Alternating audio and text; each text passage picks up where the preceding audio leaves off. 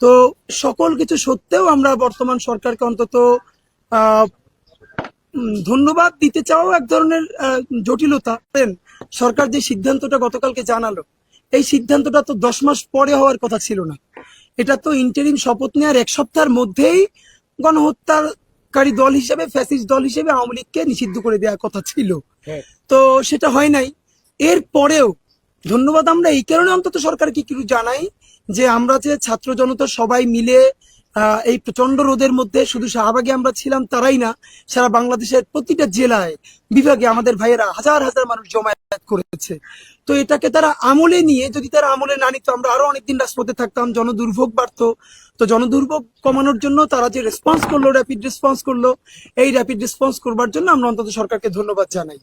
তো এই ধন্যবাদ জানানোর পরে আমাদের একটা প্রশ্ন আছে সরকারের কাছে। আমরা আশা করছি একটা প্রেসার গ্রুপ হিসেবে আমাদের এই কথাগুলো সরকার শুনবেন এবং তারা জবাব দেবেন। এইটা কি নির্বাহী আদেশে হলো, অথবা দল নিষিদ্ধ হলো, নাকি কার্যক্রম নিষিদ্ধ হলো, এই নিয়ে রেসপন্সটা আমরা একটু শেষের দিকে করতে চাই। তার আগেই আমরা আপনাদেরকে সরকারকে আবারও মনে করিয়ে দিতে চাই, আপনি লীগকে যেই প্যাটার্নে নিষিদ্ধ করেন অথবা জুলাই ঘোষণাপত্রের ব্যাপারে যাই বলেন, এর মানে কিন্তু আপনি গণহত্যার ফ্যাসিবাদের রাষ্ট্রপতি আব্দুল হামিদকে প্রোটোকল দিয়া দেশ থেকে পালাইতে ব্যবস্থা করে দিচ্ছেন। এইটা আমরা ভুলি নাই। ভুলি নাই মানে ভুলিই নাই। আপনাকে আমরা বলেছিলাম 3 দিন সময় দিলাম, এই আওয়ামী লীগকে যদি ধরেন, বিএনপির কেউ এই রাষ্ট্রপতি হামিদকে পালানোর ব্যাপারে থাকে অথবা জামাতের কেউ থাকে, আপনারা তাদের নাম বলছেন না কেন? আমরা দেখলাম কি কিশোরগঞ্জের একজন পুলিশ অফিসার, তাকে ঠিক করা হয়েছে। মানে আপনারা মানুষকে এত বোকা ভাবলে কেমনি হয়? বাংলাদেশের মানুষ আমরা বোকা, তাই বলে সবাই কি এত বোকা হবে? এটা একটা কথা। শুনেন, ফ্যাক্ট হচ্ছে মানে ফ্যাসিবাদের রাষ্ট্রপতি আব্দুল হামিদ তার আত্মীয় স্বজন সব প্রোটোকল নিয়ে বের হয়ে যায়। সেইটা একজন সামান্য পুলিশ অফিসার, ছোট পুলিশ অফিসার, এইটা কি তার এখতিয়ারে? ছোট ছোট রাজনৈতিক দলের নেতা তারাও যখন আগে বিদেশে যেত, ঘন্টার পরে ঘন্টা ইমিগ্রেশনে তাদেরকে আটকে রাখতো। এনএসআই তাদেরকে ভিন্ন এনএসআই ক্লিয়ারেন্স লাগতো, তারপরে আরো ভিন্ন ডিজিএফআই এর ক্লিয়ারেন্স লাগতো। আর তাহলে এই যে আব্দুল হামিদের ব্যাপারে ক্লিয়ারেন্স কে দিয়েছে, কারা দিয়েছে? স্বরাষ্ট্র উপদেষ্টা আমাদের এইখানে আপনাদের সামনে এই কয়েকদিন আগে আমরা বলেছিলাম, তারপরেই তিনি বলেছেন যে যদি উনি এটা উদ্ঘাটন করতে না পারেন তাহলে উনি পদত্যাগ করবেন। এই সৎ সাহসটাকে আমরা কনগ্রাচুলেট করি। এবার আমরা এটার অ্যাকশন দেখতে চাই। আপনি অন্য যা কাজ করেন এটা করতে থাকতে হবে।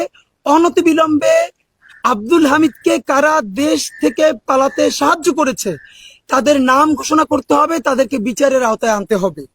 আর যদি না নেন তাহলে শাহবাগে আমরা একবার গেছি মানে আমরা আর জীবনে যাবো না, সেই তওবা করে আসি নাই।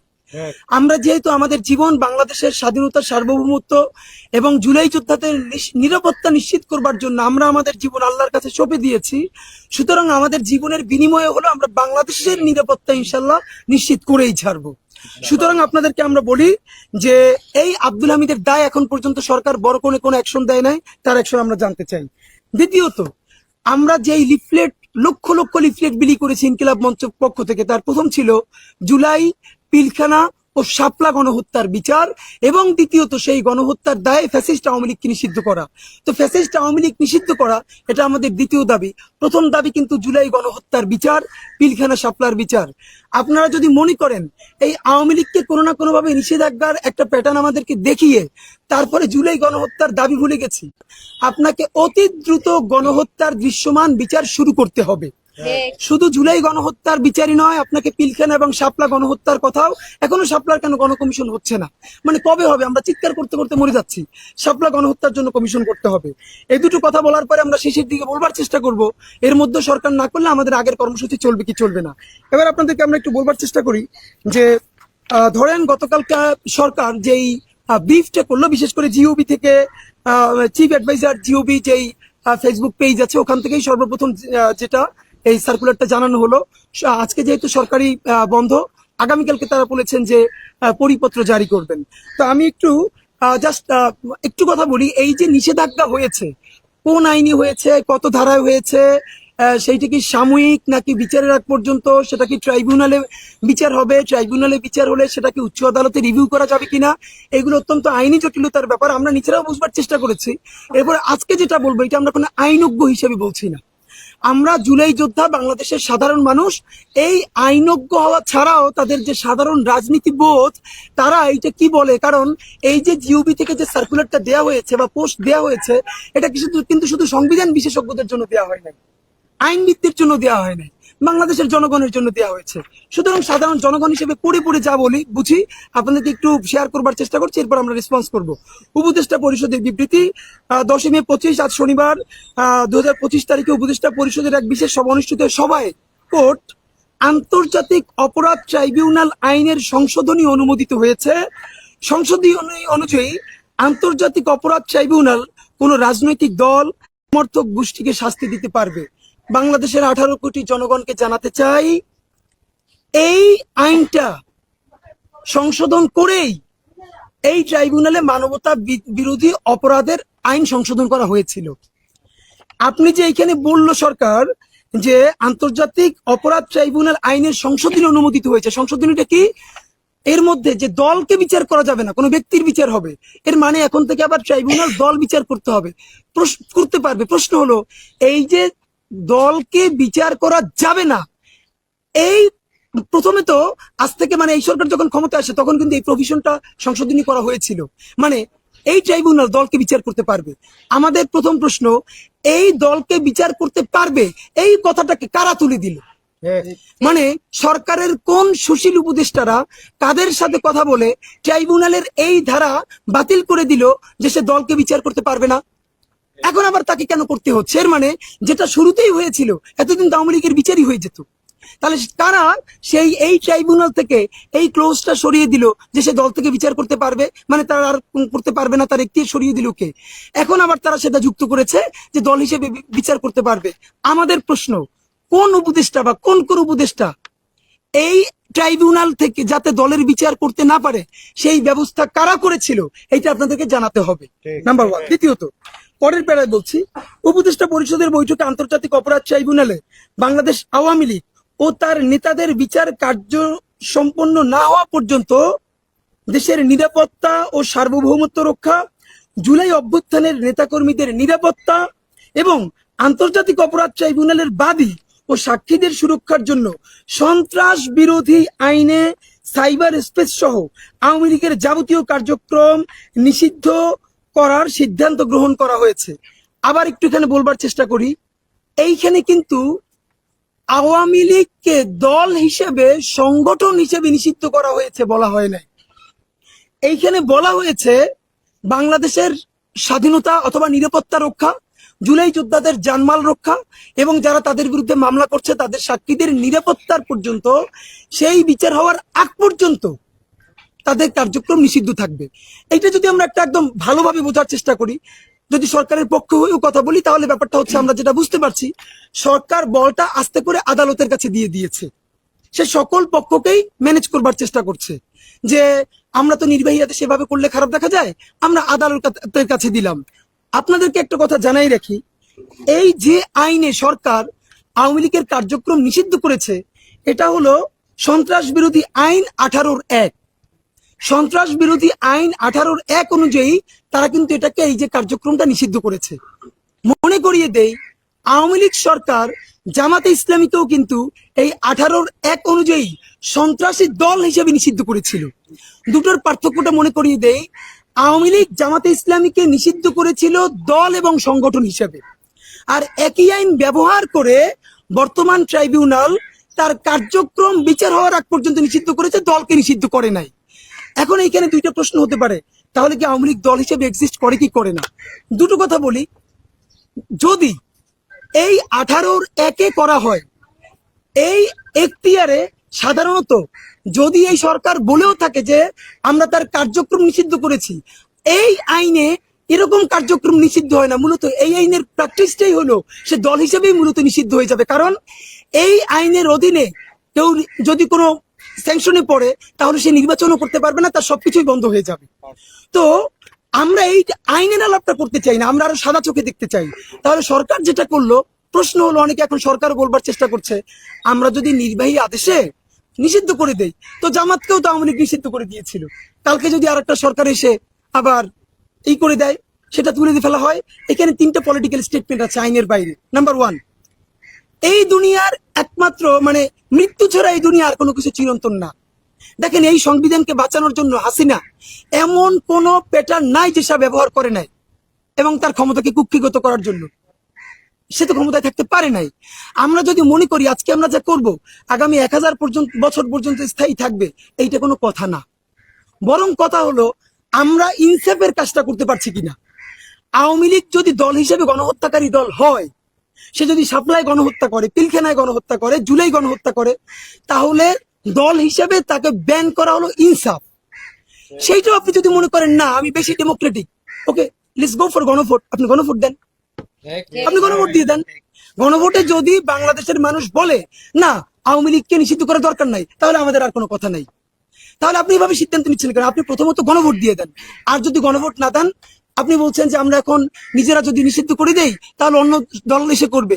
তাহলে এবার দ্বিতীয় প্রশ্ন আসে, আপনি দিলেন তাকে আদালতকে, ট্রাইব্যুনালকে।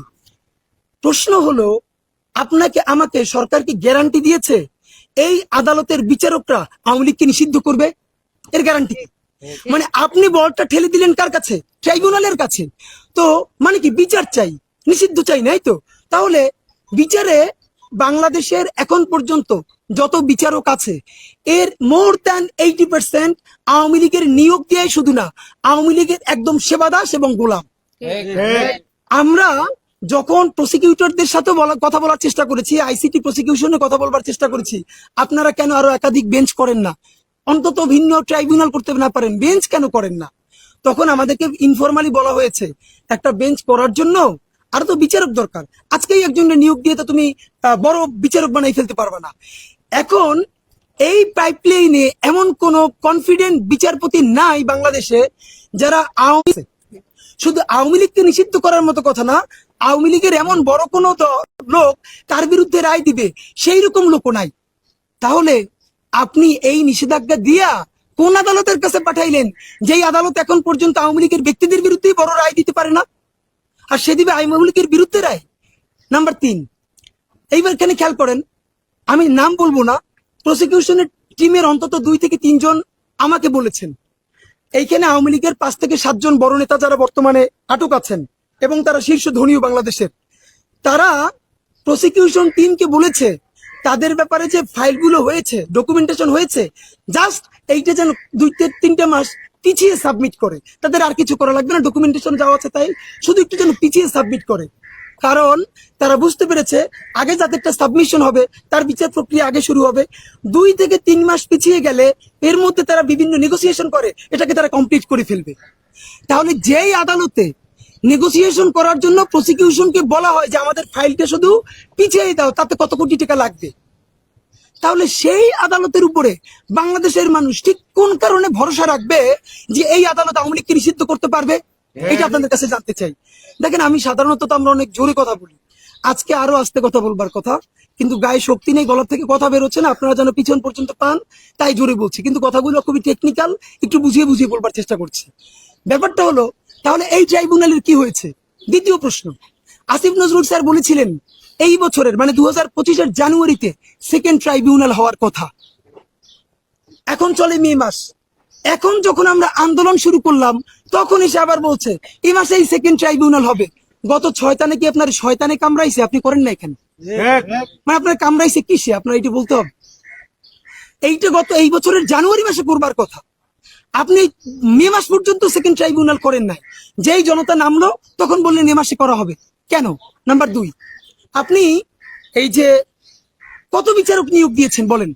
আপনি তো জানেন আগের আওয়ামী লীগের সব বিচারকগুলো আওয়ামী লীগের। এবং দেখেন বাংলাদেশের সব থেকে ভয়াবহ জায়গা, সচিবরা ফ্যাসিস্ট আওয়ামী লীগের সব দোষর, শুধু দোষরই না সেবাদাস, পুলিশের মধ্যে তো আছেই। যাদের কথা আলোচিত হয় না তারা হলো গ্রেড 1 আওয়ামী লীগের সন্ত্রাসী, তারা হলো বাংলাদেশের আদালতের বিচারক গুলা। তারা হাজার হাজার কোটি টাকা মামলা বাণিজ্য করে, বিএনপি থেকে শুরু করে জামাত থেকে শুরু করে মানুষের মামলার রায় সে কি দিবে, এলাকার পাতি আওয়ামী লীগের অ্যাডভোকেটের মুখের দিকে তাকে তারপরে সে রায় দিত। আমরা জুলাই গণহত্যার মতো বিচারের রায় সেই সব ট্রাইব্যুনালে সেই সব বিচারকদের কাছে আমরা দিব? তাহলে আপনি কেন এর মধ্যে আরো বিচারক নিতেছেন না? এই প্রশ্ন উত্তর দিতে হবে। নাম্বার 2, আর একটা গুরুত্বপূর্ণ প্রশ্ন হচ্ছে অনেকেই বলে ভাই আওয়ামী লীগ নিষিদ্ধ করে লাভটা কি হবে? ছাত্রলীগও তো আগে নিষিদ্ধ করছিল, তো ছাত্রলীগ নিষিদ্ধ করার পরে তো ছাত্রলীগ মিছিল দেয়, মিটিং করে, জয় বাংলা বলে, তো আওয়ামী লীগ নিষিদ্ধ করার পর তো এটা হবে। এখানে দুটো কারণ ভাইরা। আওয়ামী লীগ নিষিদ্ধ করা এই জন্য জরুরি ছিল, এই কয়দিন আগে ধানমন্ডি, তারপরে রামপুরায়, তারপরে উত্তরায় মাঝে মধ্যে ফ্যাসিস্ট খুনি লীগ অনেক টাকা দিয়ে কিছু লোকদেরকে নামানোর চেষ্টা করে, রাইট? এখন এদেরকে প্রতিহত করবে কে? দেখেন, আপনি আমি এদেরকে যদি প্রতিহত করতে যাই তাহলেই বলবে মব উস্কে দেওয়া যাবে না। আর যদি স্বরাষ্ট্র উপদেষ্টা বলি, স্বরাষ্ট্র উপদেষ্টা বলেন এদেরকে ধইরা থানায় দেন, পুলিশের কাছে দেন। খেয়াল করেন, যারে আপনি নিষিদ্ধ করেন নাই, যে নিষিদ্ধ সংগঠন না, সে যদি এখান দিয়ে মিছিল করে যায়, তারে ধরার কোনো এখতিয়ার আমার আছে? মানে রাষ্ট্র আমাকে উস্কে দিচ্ছে তুমি অপরাধ করো, আপনি তারা নিষেধ করেন না, অথচ আমার বলতেছেন এই মিছিল তুমি ধৈর্য ফেলাও। ভাই আমি কেন ধরবো? আমি আমাকে আপনি অপরাধী কেন বানাচ্ছেন? আপনি করেন কি? তো এই যে তাদেরকে যেন আইনি ভাবে ধরা যায়, জনতাও যেন ধরলে তাকে ধরতে পারে, এই কারণে আইন হওয়া দরকার ছিল, ওয়ান। নাম্বার টু, এখন যেটা করতে হবে, এই যে নিষিদ্ধ সংগঠন আওয়ামী লীগের যত নেতাকর্মী এখন স্যাবোটেজ করবার চেষ্টা করছে, গুপ্ত হত্যা করবার চেষ্টা করছে, আগে গণহত্যা করেছে, তাদেরকে গ্রেফতার করবে কে? পুলিশ। একটা খুব গুরুত্বপূর্ণ প্রশ্ন আপনারা শোনেন, এই যে পুলিশ গত 15 বছরে যে মেসাকার গুলো শুধু করে নাই, মানে পুলিশে নিয়োগ দেওয়া হয়েছে কাদেরকে বলেন? বিসিএস এ দেওয়া হয়েছে ছাত্রলীগের সভাপতি, সেক্রেটারি সাইন করেছেন যাদের ব্যাপারে, অথবা আওয়ামী লীগ থেকে। ইভেন আপনারা জানেন গণভবন যেদিন বিজয় হয়েছে সেদিন আমাদের এক বড় ভাই, উনি হাসিনার রুমে যে হাসিনার যে গুরুত্বপূর্ণ ফাইলগুলো নিয়ে এসেছিলেন, সেই ফাইল খুলে আমরা দেখেছি যে ডিজিএফআই কে বিভিন্ন প্রতিবেদনে যে বিসিএস এ কোনটা হবে কোনটা যাবে না, শেখ হাসিনার খাস কামরায়। এর মানে বিসিএস এ পুলিশে পর্যন্ত কে কে যাবে সেখানে কারা সর্বশেষ সুপারিশ করছে? ছাত্রলীগ, যুবলীগ, আওয়ামী লীগ। এর মানে যতগুলো বিসিএস ক্যাডার নিয়োগ দেওয়া হয়েছে, specially BCS police, BCS admin, foreign, এইগুলো আউট অ্যান্ড আউট, এগুলো সব আওয়ামী লীগের শুধু দোষণ না, এগুলো বিরাট আওয়ামী লীগের সিন্ডিকেটের অংশ। তারা তো এখনো সবাই বহাল তবিয়াতে আছে। পুলিশের এসআই দেওয়া হয়েছে, কনস্টেবল দেওয়া হয়েছে এলাকার পাতি গুন্ডাগুলোকে 20 লাখ 30 লাখ টাকা করে। এখন দেখেন, এই পুলিশ যে নিজে ছাত্রলীগ ছিল, যুবলীগের আত্মীয়, আওয়ামী লীগের আত্মীয়, সে কিভাবে এই আওয়ামী লীগকে গ্রেফতার করবে? তার কি সেই মোরালস আছে বলেন? তো নাই। এখন আমাদের কি করা লাগতো? এই 1 বছরের মধ্যে আমাদের কমপক্ষে 40-50 হাজার নতুন পুলিশ নিয়োগ দেওয়া দরকার ছিল। দেখেন বাংলাদেশের লাখ লাখ তরুণ বেকার, লাখ লাখ তরুণ বেকার। এরপরে যে জুলাই যুদ্ধ যে সব ছেলে মেয়েরা করেছে, আপনারা জানেন কিনা, এই জুলাই যুদ্ধের পর এখন পর্যন্ত যুদ্ধে নেমে অনেক ছেলে মেয়ে তাদের জীবনে ফিরতে পারে নাই, মানে ওই সময় যুদ্ধে নেমে চাকরিটা হারাই ফেলছে, পড়াশোনায় ব্যাক করতে পারে নাই। আপনি অতি দ্রুত কেন 30-40-50 হাজার পুলিশ নিয়োগ দেন নাই গত 10 মাসে? আপনি যদি পুলিশ নিয়োগ দিতেন, আমরা আমরা জানি আগামী কোনো একটা যদি সরকার, নির্বাচিত সরকার আসার আগ পর্যন্ত যদি কোনো নিয়োগ হয়, আমরা প্রত্যাশা করি এই নিয়োগগুলো পয়সা ছাড়া হবে। তা আমরা তো চাই বাংলাদেশের তরুণদের মধ্যে 50 হাজার ছেলে 1 টাকা খরচ না করে সে পুলিশ হোক। ভাই দেখেন, যেই ছেলেটা এসআই হওয়ার জন্য 20 লাখ টাকা ঘুষ দেয় নাই, তার তো 40 লাখ টাকা ঘুষ উঠানোরও প্রয়োজন নাই। যেই ছেলেটা বাড়ির গাছ বেচে, বাড়ি বন্ধক রেখা অন্য জায়গা থেকে জমি বেচা 20 লাখ টাকা ঘুষ দিয়ে চাকরি নিছে, ভাই সে যদি ঘুষ না নেয় সে টাকা তুলবে কোত্থেকে বলেন? তার তো টাকা তোলা লাগবে। আপনার তো বেসিক কোশ্চেন করতে হবে। আমাদের প্রশ্ন, এই গণহত্যা ধরবেন কার দিয়া? আপনার পুলিশ কই? আপনি পুলিশ নিয়োগ দেন নাই কেন? সরকারকে বলি 1 সপ্তাহের মধ্যে কমপক্ষে 50 হাজার নতুন পুলিশ নেওয়ার জন্য প্রজ্ঞাপন জারি করেন। আপনারা ক্ষমতায় থাকতে থাকতে হাজার হাজার ছেলে মেয়েকে পয়সা ছাড়া চাকরির ব্যবস্থা করে দিয়েছেন। এই নিয়োগে যদি কেউ বাগড়া দেয়, যদি কোথাও পয়সার চালাচালি করে, তাদের নাম বলেন, আমরা চামড়া তুলে ফেলবো ইনশাল্লাহ। বন্ধুরা আমার, তাহলে পুলিশের কথা বললাম, আদালতের কথা বললাম, আপনাদের কাছে আমাদের যেটা গুরুত্বপূর্ণ আরো কয়েকটা কথা খেয়াল করেন।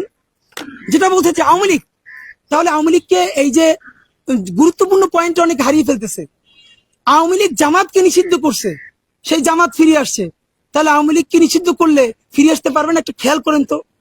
আচ্ছা, জামাতকে নিষিদ্ধ করা আর আওয়ামী লীগকে নিষিদ্ধ করা, এর মানে এইটা যদি এখন আবার ন্যারেটিভ দাঁড়ান আমরা মনে হয় জামাতের পক্ষে দাঁড়াইছি। ভাই আমরা খালি আওয়ামী লীগের পক্ষে না, এছাড়া বাংলাদেশপন্থী সকল রাজনৈতিক দলকে আমরা তাদের পক্ষে দাঁড়াই। এইটা বলতে যদি আপনাদের স্বাচ্ছন্দ্য বোধ হয়, আমরা কোনো এটারে ডিফেন্ড করি না, সমস্যা নাই। পন্থা একটা, বাংলাদেশ পন্থা, সেই পন্থা আমরা বিএনপির পক্ষে, জামাতের পক্ষে, এবি পার্টির পক্ষে, গণ অধিকার পরিষদের পক্ষে, এনসিপির পক্ষে। তারা যখনই 1 মিনিট বাংলাদেশের স্বার্থের বিপক্ষে চলে যায়, তখনই আমরা তাদের বিপক্ষে।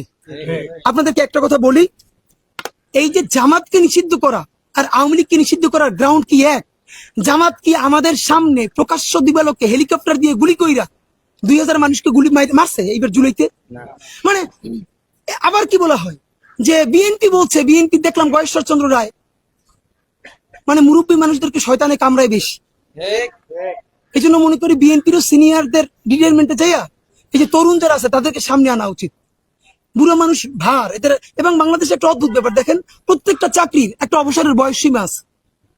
রাজনীতি বাংলাদেশে এমন এক নীতি, এটা মরার আগে কবরে গেলেও সেটা ইলেকশন করতে চায়। আরে ভাই, একজন মানুষ 5 বার 7 বার 20 বার ইলেকশন করে, মানে কি? এই বুড়ো বেটাদের জন্যই তো তরুণরা কোনো জায়গা পায় না। আপনাদেরকে বলি, বলে আজকে যারা আওয়ামী লীগ নিষিদ্ধ করবে, কালকে যদি এসে তারা বিএনপি কে নিষিদ্ধ করবে না, তার গ্যারান্টি কি? বয়েশ্বর বাবু, আপনি ফ্যাসিবাদ বিরোধী আন্দোলনে তুমুল নির্যাতিত হয়েছেন, এই সম্মান রেখে বলতে চাই। আপনি যে বলেন আওয়ামী লীগের মতো বিএনপি কে নিষেধ করবে, তাহলে বিএনপি কে আর একটা আওয়ামী লীগ হইতে চায়? অথবা বিএনপি কে আওয়ামী লীগের মতো গণহত্যা চালাইতে পারবে? বিএনপি কি হেলিকপ্টার থেকে গুলি করে মানুষ মারতে পারবে? বিএনপি কি প্রকাশ্য দিবালোকে লাশ জ্বালাই দিতে পারবে? আপনি বিএনপি আওয়ামী লীগের সাথে বিএনপি কি তুলনা করেন? কি করেন? এগুলা কোথায় নিয়ে যান? যদি সেইটা বিএনপি পারতই, তাহলে তো 2006-তে ক্ষমতা হারানো লাগতো না। ওই সময় গুলি করে ক্ষমতা থেকে যেতে পারতো খালেদা জিয়া। তো আপনাদেরকে একটা কথা বলি, এইসব ফাঙ্কি ফাঙ্কি বাজে কথা বইলা এই তরুণ প্রজন্মের কাছে ইমেজ নষ্ট করবেন না। বন্ধুরা আমার, আপনাদেরকে একটা কথা বলতে চাই, গুরুত্বপূর্ণ যেটা বলা হয় নাই, এই প্রজ্ঞাপনে আওয়ামী লীগের ব্যাপারে কথা বলা হয়েছে।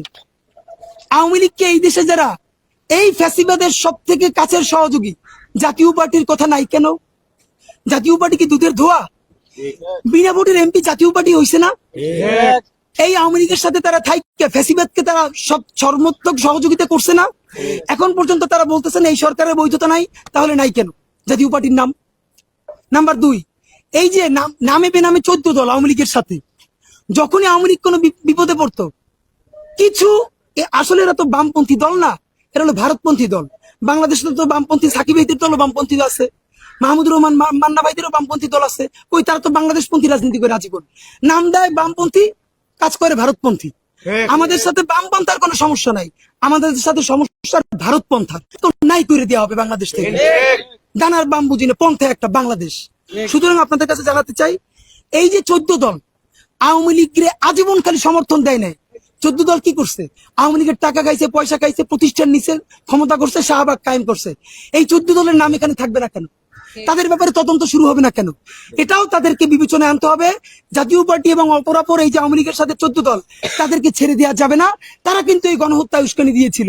প্রমাণ, খুনি হাসিনা সর্বশেষ যে মিটিংটা করেছিল জুলাইয়ের মধ্যে সকল রাজনৈতিক দল, তখন খালি আওয়ামী লীগের সাথে করছে নাকি 14 দলের সবার সাথে করছে? প্রত্যেকটা গিয়ে বলছে আপনি মাইরে ফেলান, তবু আপনি ক্ষমতায় থাকবেন। তো এখন খালি হাসিনা পালাবে কেন? বাকিগুলো পালাবে না? প্রত্যেকের বিচার করতে হবে।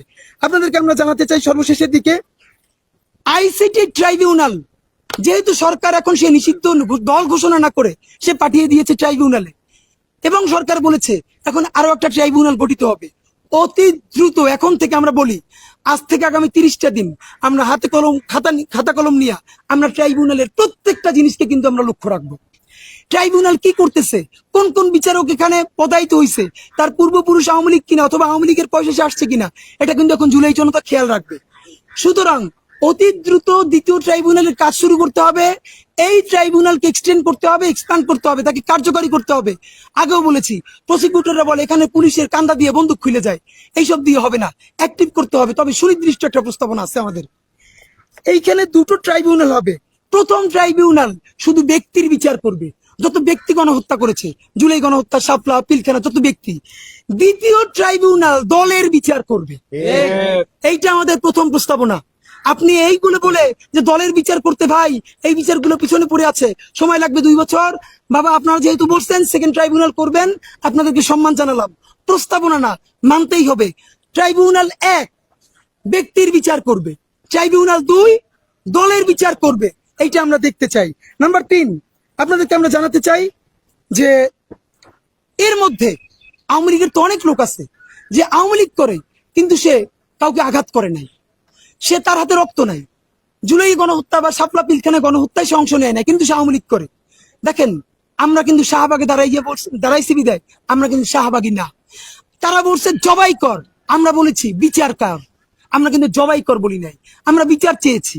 এবং আপনাদেরকে আমরা স্পষ্ট জানাতে চাই, এই সরকার সেই সমস্ত আওয়ামী লীগ, যেই আওয়ামী লীগের লোকেরা গণহত্যার কোনো দায় তাদের নাই, এদেরকে নিয়ে কিন্তু বিভিন্ন দল মামলা বাণিজ্য করে, তাদেরকে বিভিন্ন মামলার নামে ঢুকাই দেয়, তারপরে 20 লাখ 30 লাখ 50 লাখ টাকা করে খায়। না, এই ইনসাফ তাদের সাথে নিশ্চিত করতে হবে।